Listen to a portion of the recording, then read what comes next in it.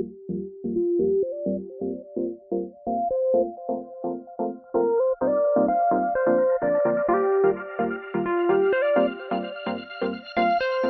guys, welcome to Tech Hunt. Today we are upgrading an high-end system.